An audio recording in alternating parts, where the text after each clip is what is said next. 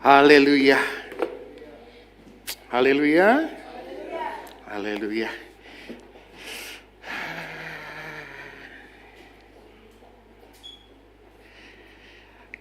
Kita hari ini mau bicara tentang keluarga, saudara.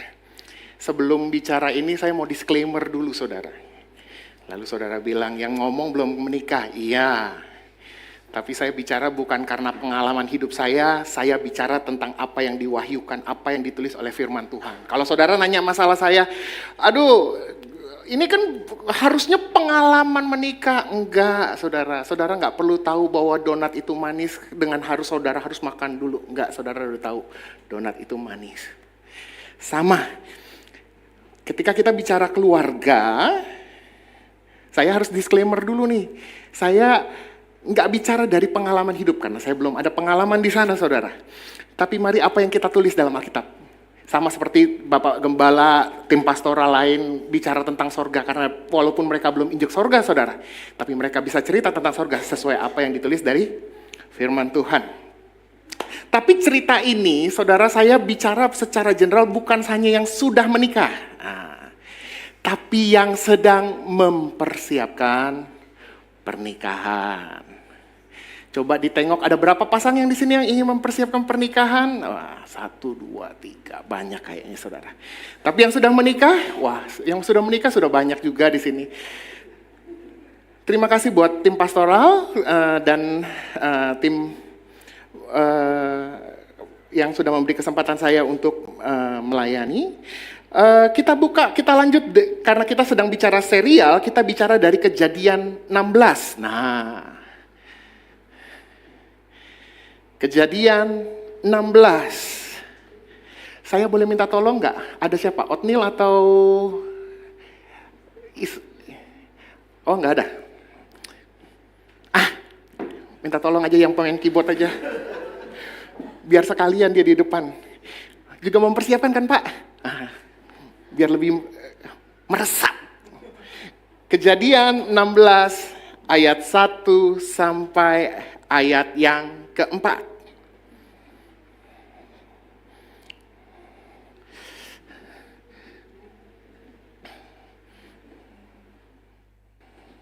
Silakan. Mic-nya lupa. Ya, Kejadian 16 ayat 1 sampai ayat yang keempat. Cik. Kejadian 16 ayat 1 sampai 4. Adapun Sarai istri Abram itu tidak beranak. Ia mempunyai seorang hamba perempuan orang Mesir, Hagar namanya. Berkatalah Sarai kepada Abram, "Engkau tahu Tuhan tidak memberi aku melahirkan anak. Karena itu baiklah, hampiri hambaku itu. Mungkin oleh dialah aku dapat memperoleh seorang anak." Dan Abram mendengarkan perkataan Sarai. Jadi Sarai istri Abram itu mengambil Hagar hambanya orang Mesir itu, yakni ketika Abram telah 10 tahun tinggal di tanah Kanaan, lalu memberikannya kepada Abram suaminya untuk menjadi istrinya. Abram menghampiri Hagar, lalu mengandunglah perempuan itu. Ketika Hagar tahu bahwa ia mengandung, maka ia memandang rendah akan nyonyanya itu. Thank you. Kita mulai cerita drama gundik pergundikan. Sekarang lagi rame kan? Drama pelakor. Ini bukan pelakor lagi. Ini istri yang ngedorin, "Pak, ini ada perempuan, kamu tiduri." Tapi saya tertarik dengan ayat 2. Dia bilang gini, "Engkau tahu apa? Tuhan tidak memberikan aku untuk melahirkan anak." Jadi Sarai, saya harus ngomong pakai Sarai karena namanya belum ganti jadi Sarah. Sarai menafsirkan janji Tuhan bahwa Tuhan gak kasih anak lewat dia. Padahal coba kita lihat Kejadian 15 ayat 3 dan 4.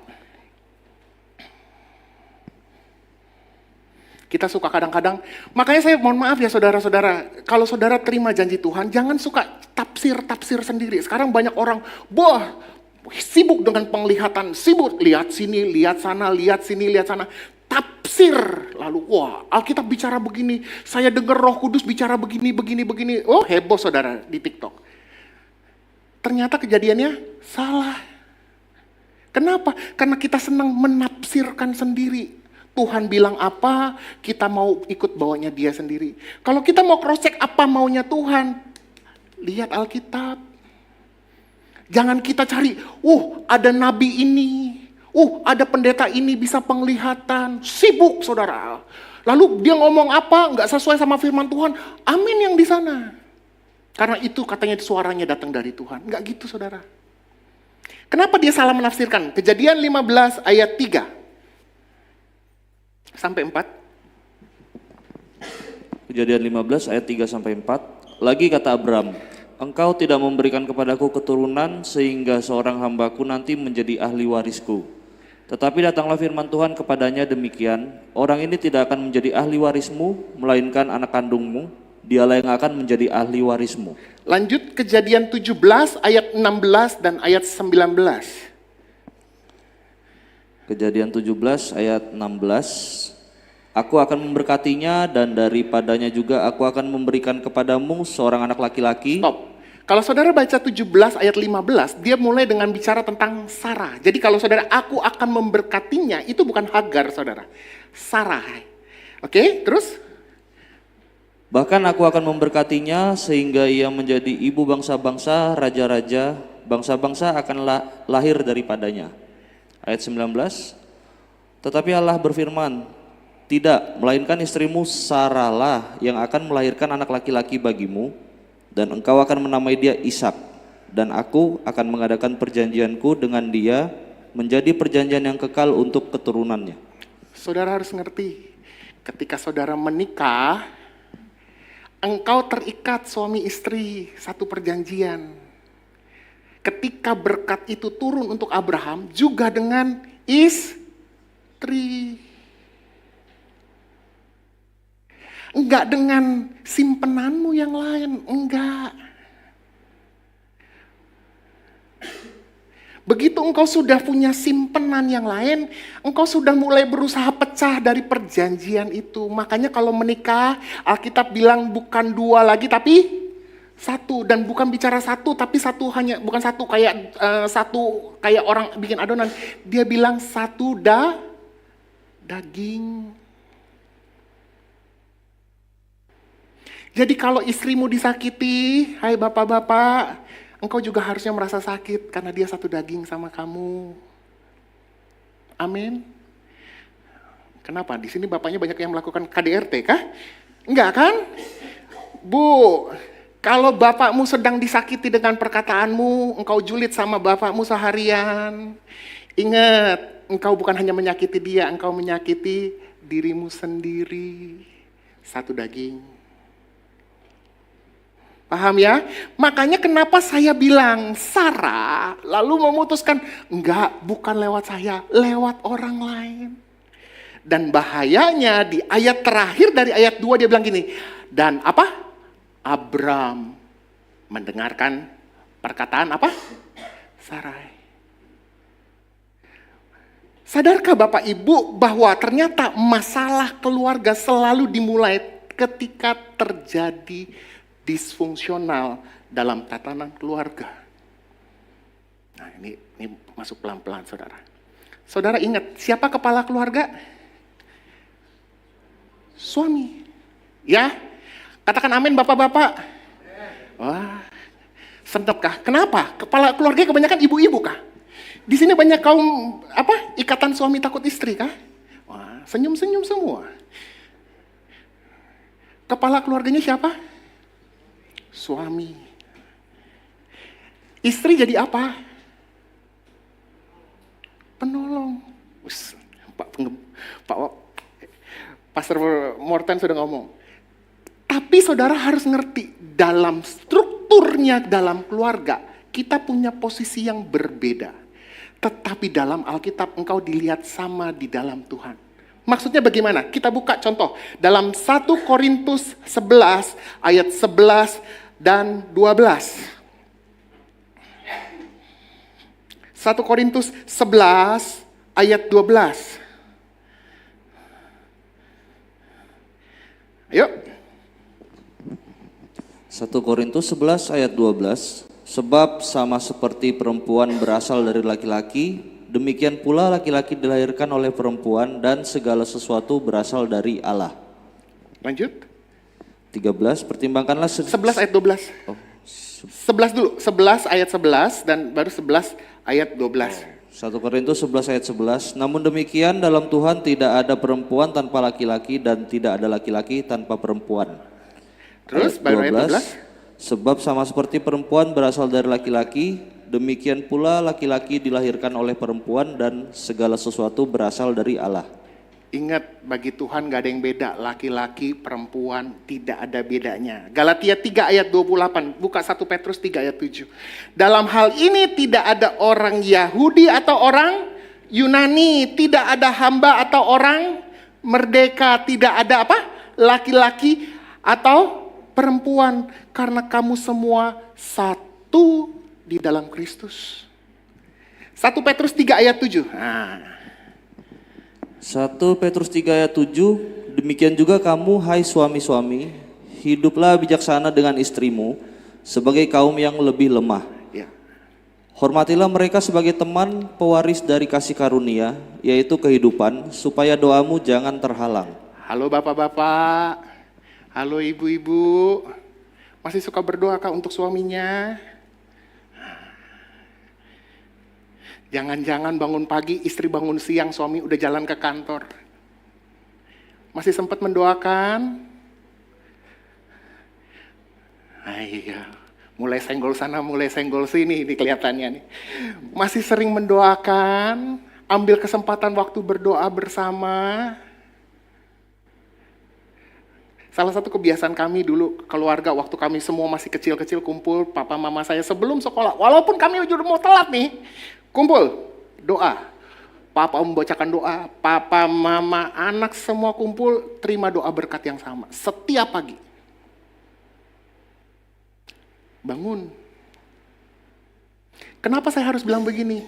Karena anak akan melihat apa yang dikerjain oleh bapak emaknya. Kamu akan jadi apa yang anakmu ikuti. Kalau kamu nggak bisa kasih teladan baik ayah itu, jangan harapkan anak kamu akan jadi lebih baik. Enggak. Mereka itu copy paste. Cetakannya sama kok. Cetakannya dari engkau berdua bikin adonan, cetakan sama. Ngikut. Dan Alkitab ini menarik, dia bilang gini. Petrus dia bilang begini, hai suami-suami, hiduplah apa? Bijaksana. Tahulah ibu-ibu mulutnya suka merepet. Saya suka baca, pernah baca artikel saudara. Ibu-ibu itu bicara 16.000 kata sehari, harus habis saudara. Nggak habis saudara, dia ngegerieng. Suatu saya punya cerita salah satu teman saya. Dia pertama kali menikah. Istrinya seorang yang awalnya aktif bekerja apa segala macam, tiba-tiba dikurung di dalam rumah. Brek. Karena baru menikah, idealisme, istri nggak boleh kerja, yang kerja suami. Wah, apa yang terjadi saudara setiap saya ketemu dia, saudara, stres, mukanya pucat. Kenapa? Ternyata energi istrinya kelebihan. Ngomongannya belum keluar semua saudara, tinggal berdua-dua. Wah, akhirnya suami yang stres di rumah. Apa yang terjadi? Udahlah, istrinya disuruh kerja. Begitu istrinya kerja, apa yang terjadi? Saya lihat dia besoknya, wah, happy saudara, seger. Tidurnya nyenyak ini kayaknya. Iya, habis energi, hidup bijak, sana. Bapak-bapak harus ngerti ibu-ibu. Ibu-ibu juga harus ngerti dengan bapak-bapak. Kenapa? Walaupun kamu secara posisi kamu kepala keluarga, Alkitab bilang, kamu sama-sama pewaris kasih karunia. Jadi kalau bapak-bapak nyakitin ibu-ibu, ibu-ibu nyakitin bapak-bapak, kamu sedang bikin doamu terhalang.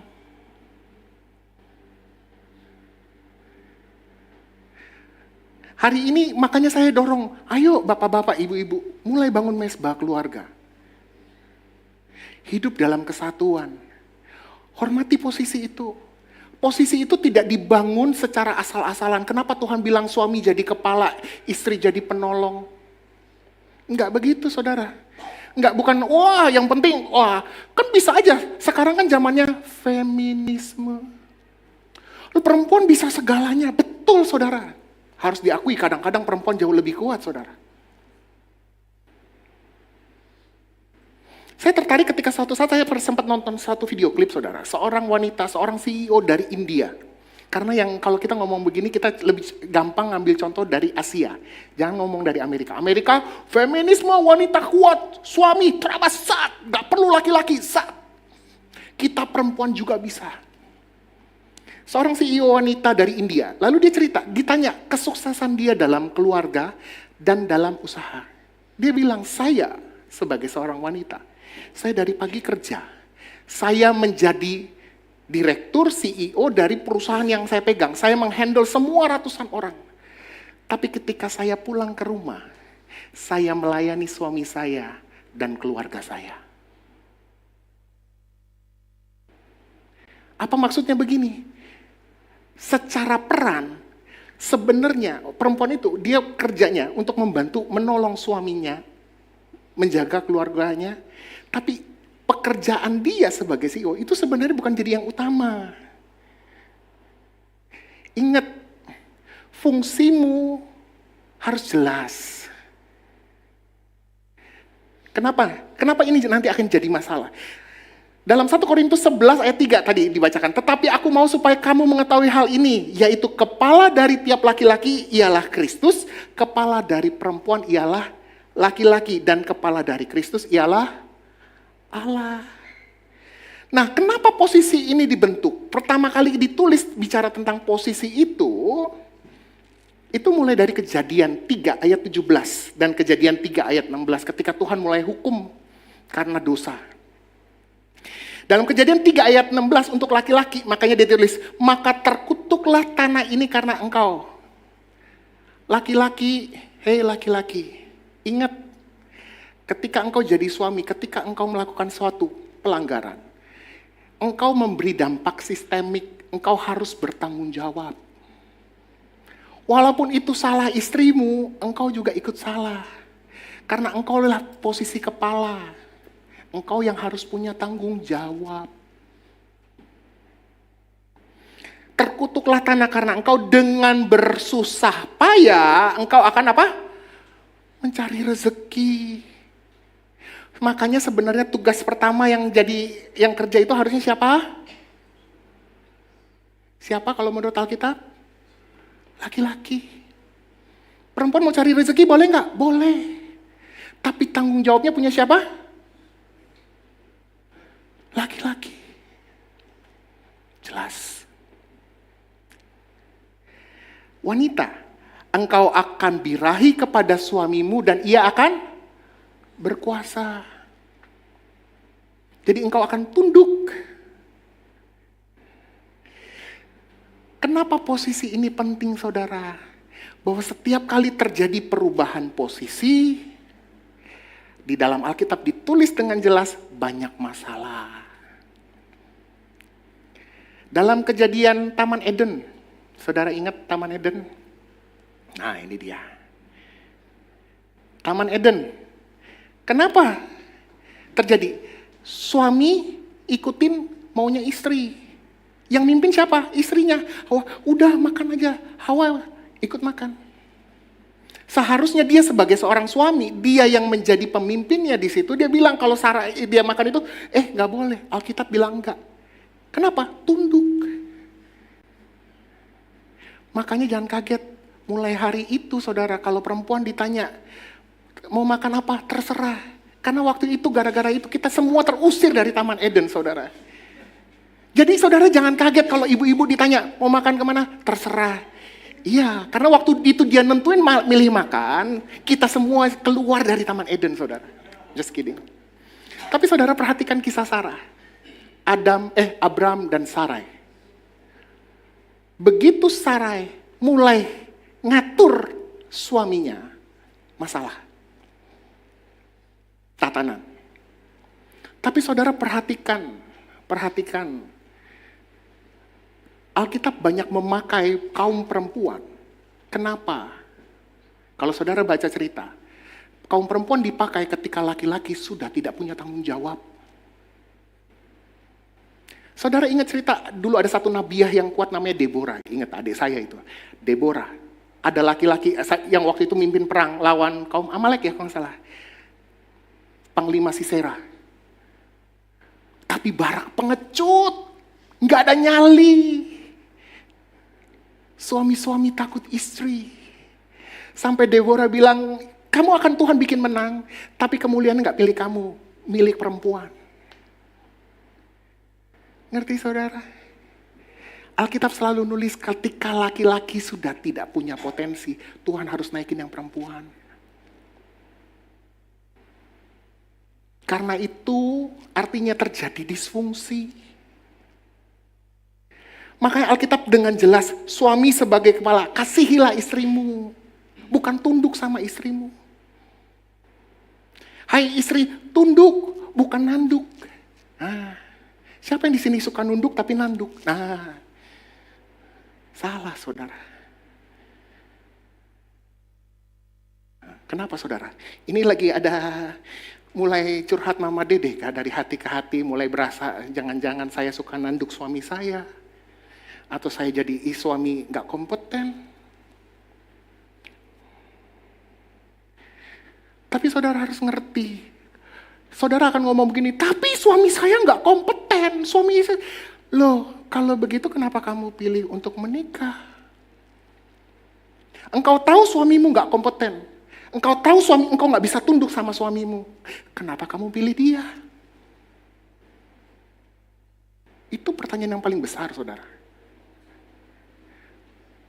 Kalau engkau sebagai seorang perempuan, engkau tahu engkau akan menikahi seorang laki-laki, tapi kamu gak bisa tunduk sama dia. Tunduk dalam arti, dalam kapasitas tunduk bukan diperbudak ya saudara, tapi dalam kapasitas hormat. Jangan. Cari laki-laki lain yang engkau bisa hormati. Dan ini bahaya saudara. Saudara pikir, oh sederhana, oh tenang, istri saya super power. Saya bisa ngatur suami saya. Tapi saudara perhatikan, anakmu sedang lihat. Makanya jangan kaget tiba-tiba hari ini banyak penyimpangan. Banyak hubungan suami istri yang cepet cerai.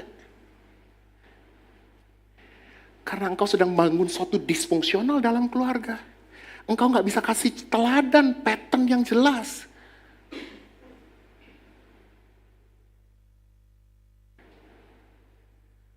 Yang mau menikah, yang laki-laki, engkau akan mengasihi istrimu seumur hidup loh.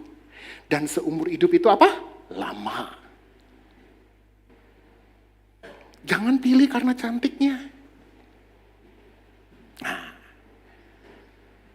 kalau engkau cuma pilih karena cantiknya, 10 tahun, 20 tahun, kisut. Saudara, sudah mulai tua.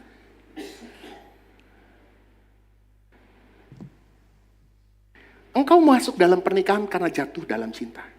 Tapi engkau memutuskan tetap mencintai dia sampai akhir. Ingat ya, kita gak ada, hari ini kawin, besok cerai, hari ini kawin, besok cerai. Gak ada, saudara. Alkitab menikah 1 kali seumur hidup. Sampai maut memisahkan. Lama, saudara. 2 tahun, 3 tahun, masa bulan madu, masih manis-manisnya. Nyanyinya garam dan madu. Begitu masuk tahun ke-5,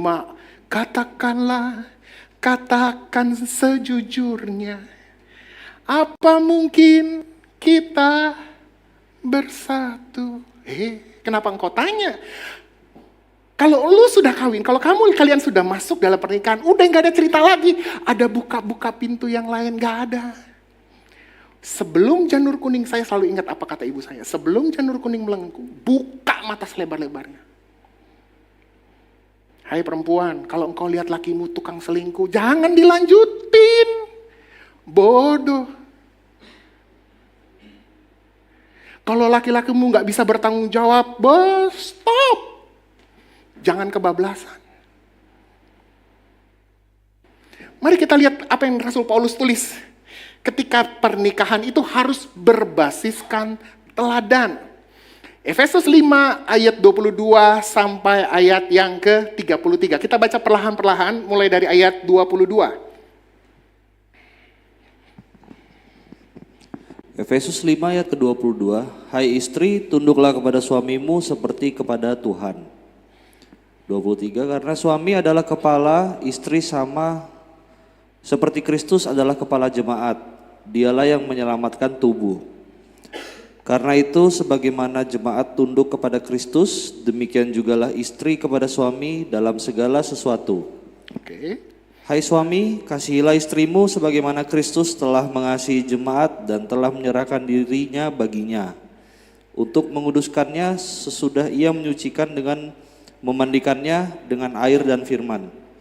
Supaya dengan demikian ia menempatkan jemaat di hadapan dirinya dengan cemerlang tanpa cacat atau kerut, atau yang serupa itu, tetapi supaya jemaat kudus dan tidak bercela. Oke, stop dulu di situ.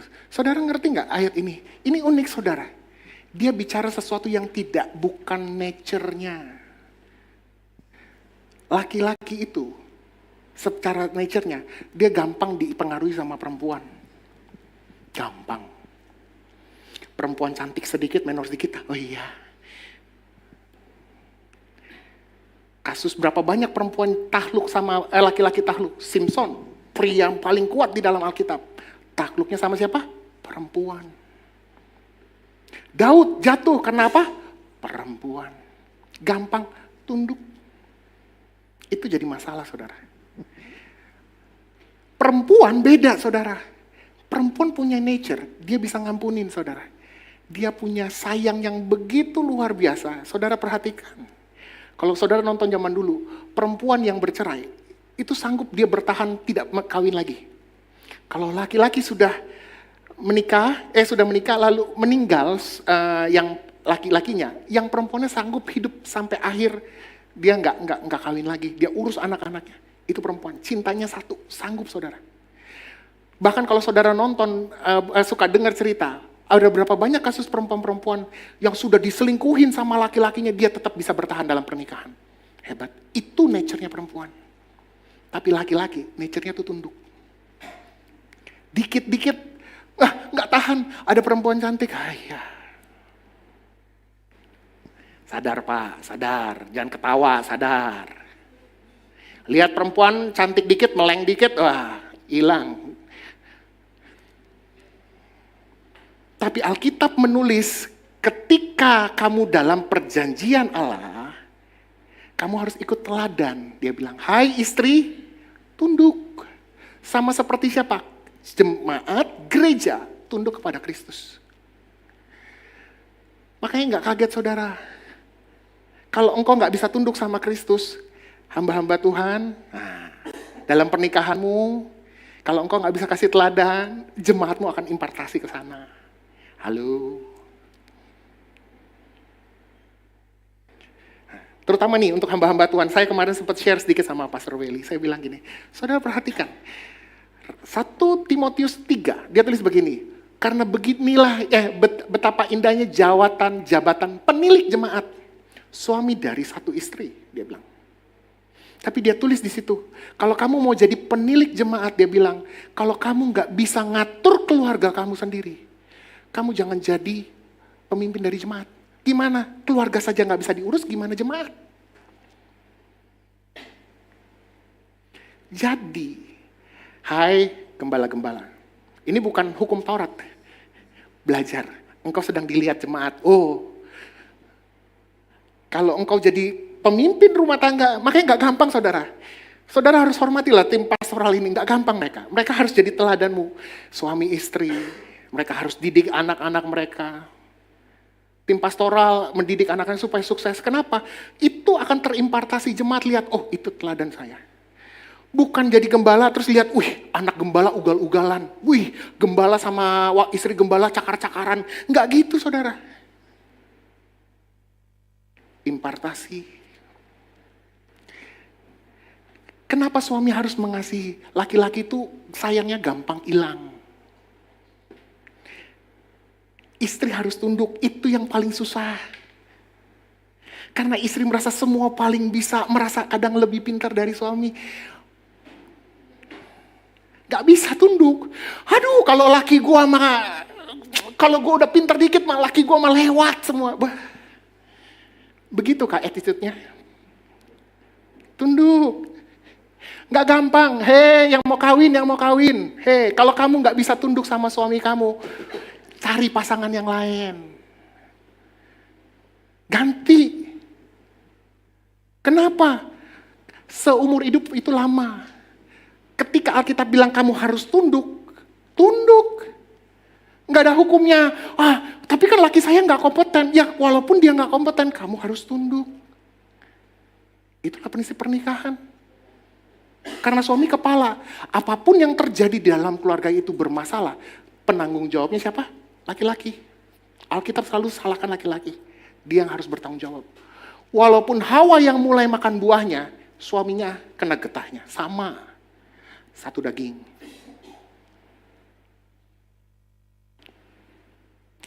Dan memperbaiki itu gak gampang. Saudara tahu, cuman gara-gara si istri gak sabar nunggu janji Tuhan, lalu ngatur-ngatur suaminya, masalahnya panjang.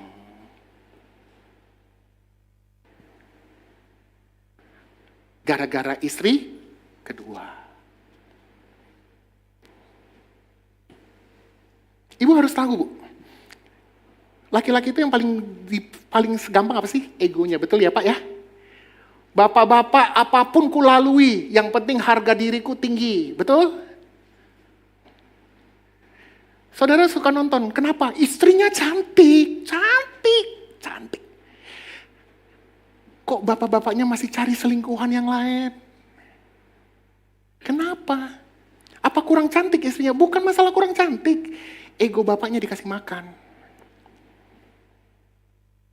Kadang-kadang kita jadi istri, kita merasa lebih pintar dari suami. Kita lupa, kita harus hormati dia. Bukan hanya sekedar ada harga diri yang harus dijaga. Karena dia kepala.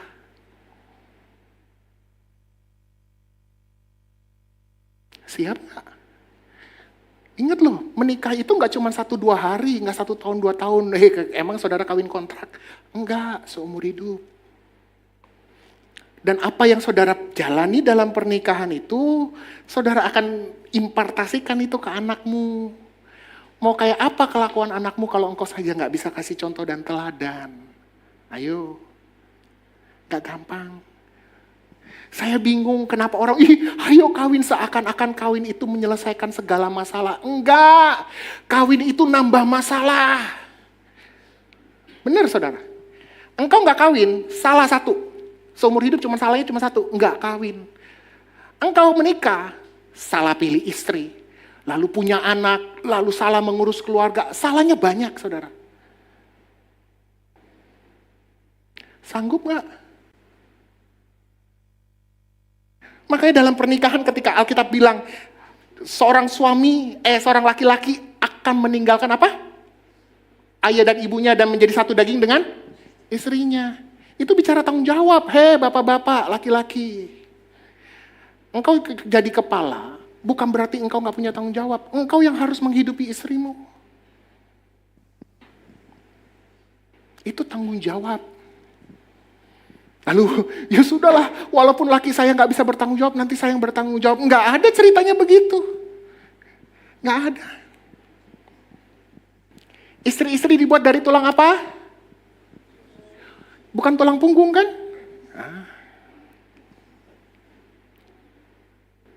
Ayo. Jangan sampai salah saudara-saudara. Engkau diciptakan dari tulang rusuk untuk jadi penolong, pendamping, dekat, dipeluk. Bukan jadi tulang punggung. Bukan juga jadi tulang kaki buat diinjek-injek. Enggak. Engkau gak diciptakan dari tulang kepala supaya jadi ngatur-ngatur suamimu. Enggak. Engkau diciptakan dari tulang rusuk. Karena engkau teman pewaris. Jadi, yang sudah menikah, belajar. Tapi orang tua saya begini, jangan lihat itu. Kita sepakat hari ini, disclaimer-nya kan sepakat. Saya bicara berdasarkan apa yang ditulis Alkitab.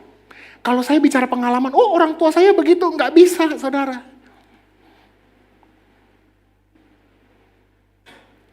Ini disfungsi. Dan setiap kali terjadi disfungsi, masalah saudara. Saudara perhatikan, kadang-kadang perselingkuhan itu bukan karena cuma hanya ada perempuan yang cantik. Kadang nggak lebih cantik, lebih jelek dari istrinya. Jelek. Tapi kadang dia, ketika istri nggak bisa melayani suami, pembantu lebih bisa melayani suami. Masalah saudara. Hai bapak-bapak, jangan pelit. Engkau pengen lihat istrimu cantik, uang belanjanya pelit. Alkitab bilang, hai suami, kasihilah istrimu sama seperti apa? Kristus mengasihi jemaat dan menyerahkan diri baginya. Suami, berani pasang badan gak buat istri? Jangan kalau ngadepin tukang rentenir, tukang utang yang suruh ngadepin istri, terbalik.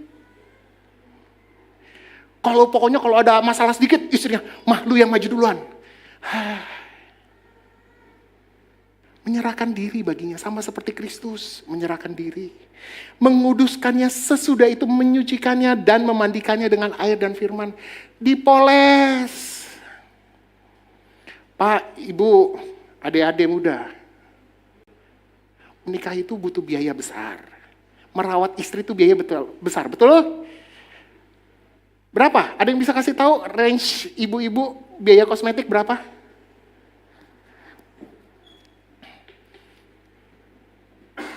Kalau engkau nggak sanggup dengan istri yang modal tinggi, turunin standarmu.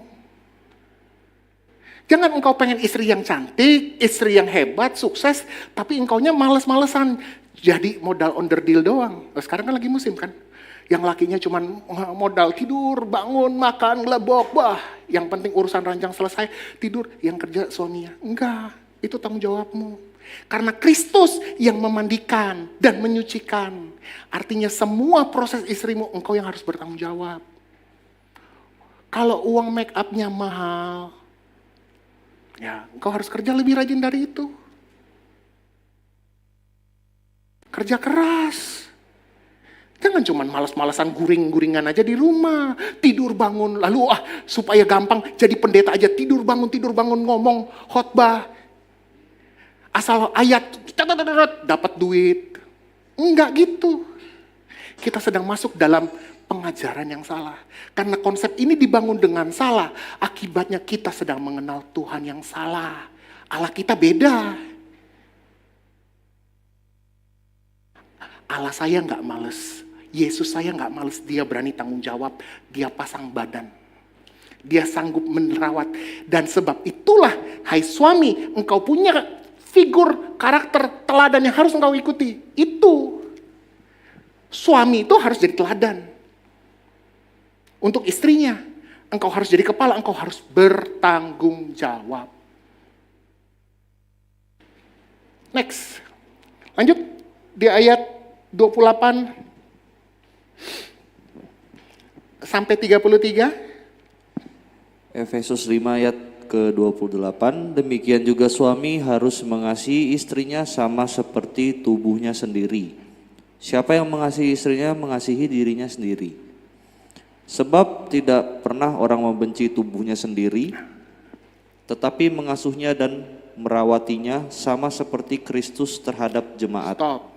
Hai ibu-ibu, kalau lihat suamimu malas merawat diri, tanda ini. Karena demikian seorang suami harus mengasihi istri sama seperti apa? Tubuhnya sendiri. Kalau bapak-bapaknya agak malas merawat diri, ketahuan sama istrinya mungkin juga jarang-jarang dirawat ini kayaknya. Alkitab lo yang ngomong lo ya. Bu, ingetin bapak-bapaknya juga harus dirawat. Sebab tidak ada orang yang membenci apa? Tubuhnya sendiri. Itulah penting ketika Alkitab bilang menikah itu jadi satu daging. Kamu gak bisa menyakiti daging itu karena dagingmu dan dagingnya sama, satu daging. Ini kita bicara dalam kesatuan. Tapi laki-laki, belajar. Rawat dirimu. Kalau engkau udah bisa ngerti, laki-laki, kalau minimal gini ya, mohon maaf saudara. Kenapa ayat ini penting? Kalau laki-laki itu gak bisa, untuk dirinya sendiri gak bisa ngurus, jangan dulu nikah. Kalau dirimu sendiri saja belum engkau bisa urus, Jangan pikir nikah. Berat. Kau pikir istrimu jadi pembantumu yang harus ngurusin engkau? Enggak. Engkau kawan sekerja. Hai laki-laki, kalau engkau belum bisa mengurus hidupmu, kalau engkau hidupmu saja masih bergantung sama orang tuamu, jangan cepat-cepat kawin. Kawin itu bukan tujuan. Pertanyaannya setelah kamu kawin terus mau ngapain? Habis mau kawin mau ngapain? Bikin anak. Habis bikin anak kapan? Bikin anak lagi. Terus pernikahan itu adalah suatu perjalanan.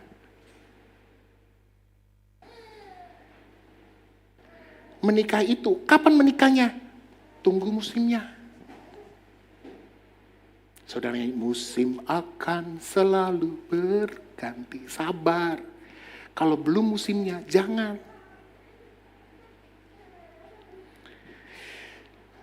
Ayat 5, ayat 31. Sebab itu laki-laki apa? Akan meninggalkan ayahnya dan ibunya. Dan bersatu dengan istrinya. Ini penting. Artinya keduanya harus mandiri. Kadang kita suka lihat ada orang, nggak masalah sih kadang tinggal di rumah orang tua. Oke, setahun, 2 tahun. Tapi nggak selamanya kamu tinggal di dalam itu. Itu menunjukkan kamu nggak bisa mandiri. Kalau kamu belum bisa mandiri, jangan kawin. Jangan. Jangan. Kamu harus meninggalkan ayahmu. Itu ayat Alkitab, saudara. Saudara ngomong, tapi gini-gini. Nggak ada cerita, saudara. Saya, kalau saudara pakai pengalaman, saya selesai. Karena saya kalah pengalaman dari saudara. Tapi hari yang cuma ngomong, Alkitab menuntut saudara, dalam tanda kutip menuntut. Alkitab cuma kasih kriteria, kalau engkau mau menikah, hai laki-laki, hai istri, engkau harus siap mandiri. Kalau engkau nggak bisa mandiri, jangan menikah. Tunggu sampai engkau siap untuk mandiri. Dan itu tugasnya siapa? Orang tua. Memastikan anak-anakmu bisa mandiri. Nggak bergantung terus sama orang tua.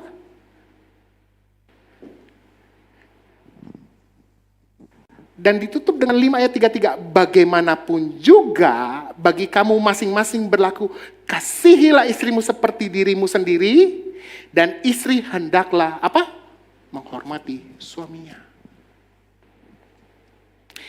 Jadi yang harus diingat, menikah bukan sekedar cinta.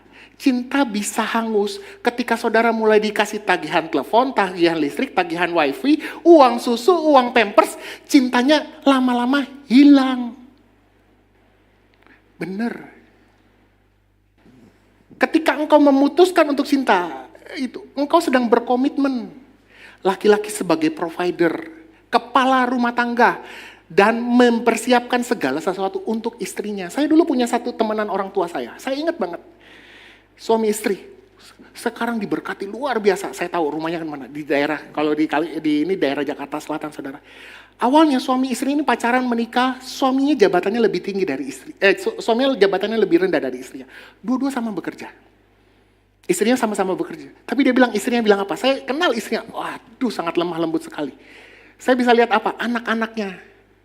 Yang perempuan lemah lembut sekali, baik sekali.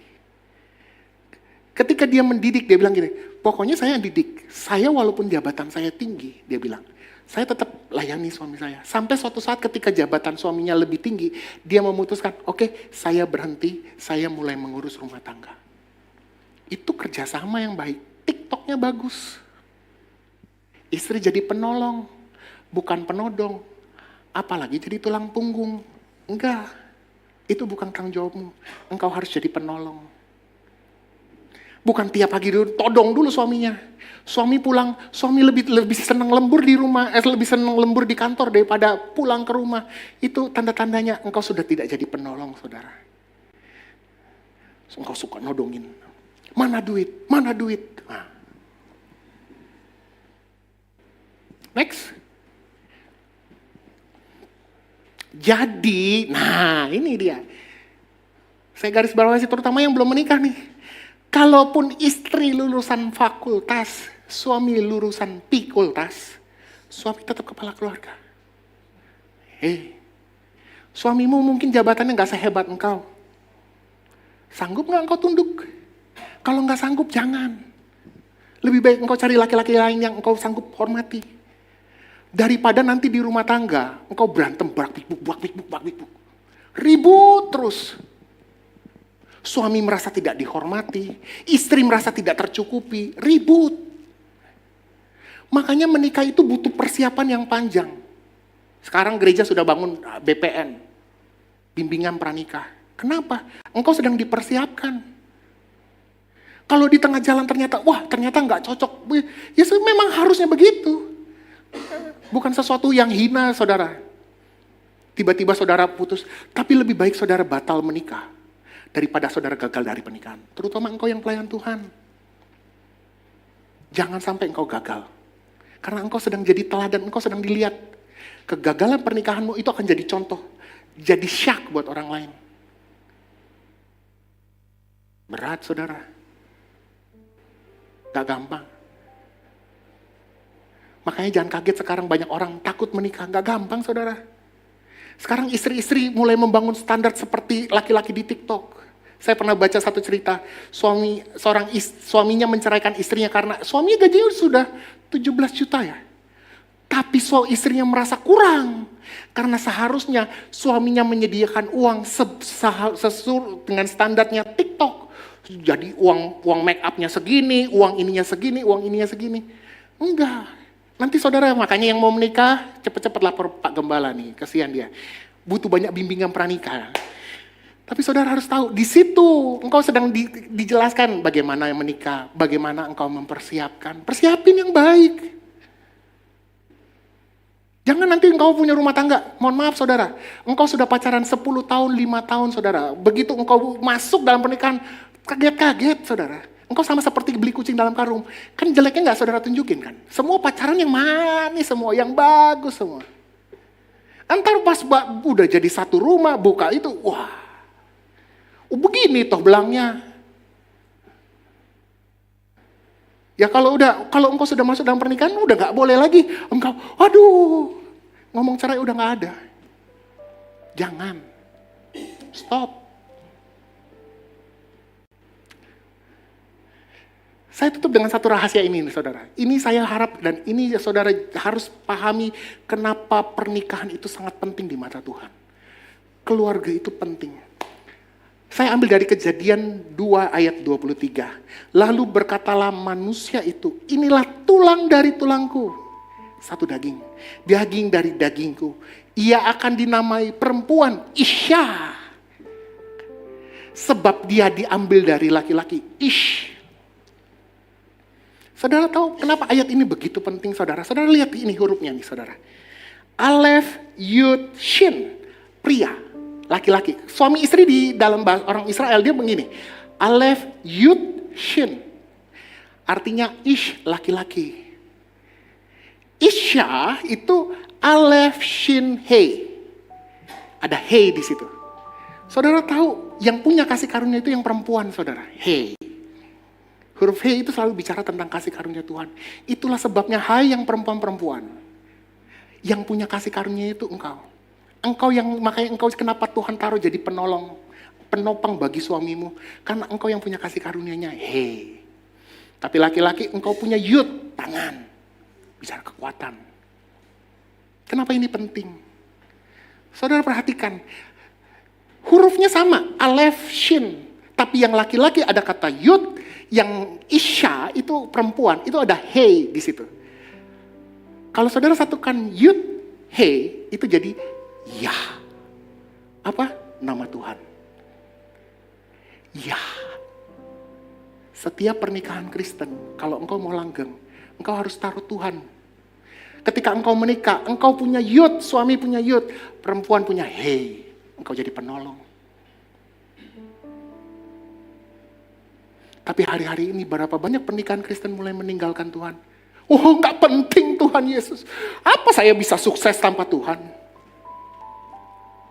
Pernikahan, pokoknya saya yang penting dengar seminar ini untuk pulang rumah tangga. Engkau lupa, engkau harus kembali. Padahal engkau seharusnya ada Yud, Hei, Yah. Saudara ngerti kenapa kalau Yud dan Hei ini hilang? Dia punya huruf yang sama. Alef, Shin. Kalau dibaca tahu gak saudara apa ini arti? Ash. Tahu arti ash apa? Api. Makanya gak kaget rumah tangga Kristen banyak yang obong. Kebakaran terus. Karena Tuhan Yesusnya gak ada di dalam. Berapa banyak pernikahan engkau gak membangun pernikahan di dalamnya Yesus yang jadi utama di tengah. Obong pernikahanmu. Engkau jadi api, dua-dua membakar kerjanya. Berantem terus. Engkau sedang jadi ash, jadi api dua-duanya. Tapi api itu harus ada yud satu ada he. Supaya engkau jadi suami dan istri. Kenapa laki-laki dikasih yud? Karena dia tangan, kekuatan, bicara. Kenapa perempuan dikasih he? Dia penolong. Engkau perlu kadang-kadang suamimu memang, aduh makan hati ya so ibu-ibu ya. Kadang-kadang ibu-ibu mohon maaf, suamimu lebih dengerin kata orang daripada katamu yang mungkin kamu lebih benar. Tapi itulah engkau penolong. Tapi yang paling penting dalam pernikahan, engkau taruh Kristus di dalam. Yesus, suami istri harus takut sama Tuhan. Jangan kebakaran saudara. Kenapa khotbah ini hari ini penting? Saya gak mau lihat di gereja ini sibuk dengan perceraian. Enggak. Kenapa bimbingan pranikah harus diperkuat? Kenapa pengajaran tentang keluarga harus diperkuat? Senjata iblis itu menyerang pertama kali gereja itu dia serang keluarga saudara. Kenapa? Keluarga hancur, gereja hancur. Gampang. Kalau engkau jadi keluarga rusak, gak perlu tunggu satu gereja saudara. Satu keluarga mulai rusak, itu akan merembet saudara. Apalagi yang pemimpin-pemimpinnya. Engkau punya responsibility yang besar. Keluarga itu penting di mata Tuhan. Kalau engkau pengen lihat sorga, bukan api neraka dalam keluargamu. Taruh Allah, taruh Yesus dalam keluargamu. Ya. Saudara tahu kan, Yud, He, Vav, He. Yahweh, Yehova, sama. Yahnya tuh satu di suami, He-nya di istri. Kenapa? Artinya supaya engkau tidak kebakaran. Taruh Tuhan di dalam keluargamu. Saya undang pemain musik, saya tutup.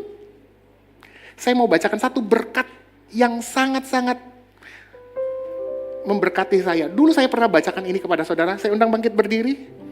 Yang sama suami sama istrinya boleh dirangkul. Yang pacaran jangan pegang-pegangan dulu saudara.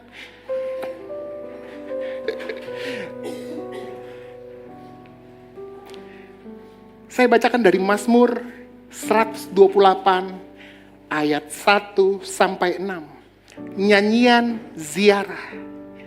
Berbahagialah setiap orang yang takut akan Tuhan, yang hidup menurut jalan yang ditunjukkannya. Apabila engkau memakan hasil jerih payah tanganmu, berbahagialah engkau dan baiklah keadaanmu. Istrimu akan menjadi seperti pohon anggur yang subur di dalam rumahmu. Anak-anakmu seperti tunas pohon zaitun di sekeliling mejamu. Sesungguhnya demikianlah akan diberkati laki-laki yang takut akan Tuhan. Kiranya Tuhan memberkati engkau dari Sion, supaya engkau melihat kebahagiaan Yerusalem seumur hidupmu, dan melihat anak-anak dari anak-anakmu, damai sejahtera atas Israel. Saudara mau lihat kebahagiaan dalam keluarga? Takut akan Tuhan. Bukan hanya istri. Kadang-kadang saudara kalau doa malam yang paling banyak yang ibu-ibu, iya saudara, suaminya keluyuran entah kemana. Tapi kalau saudara keluargamu mau diberkati, suami istri harus bangun kekuatan. Engkau diciptakan bukan dua, satu. Ketika engkau datang ke altar ini untuk diberkati, engkau nggak jadi dua, engkau jadi satu.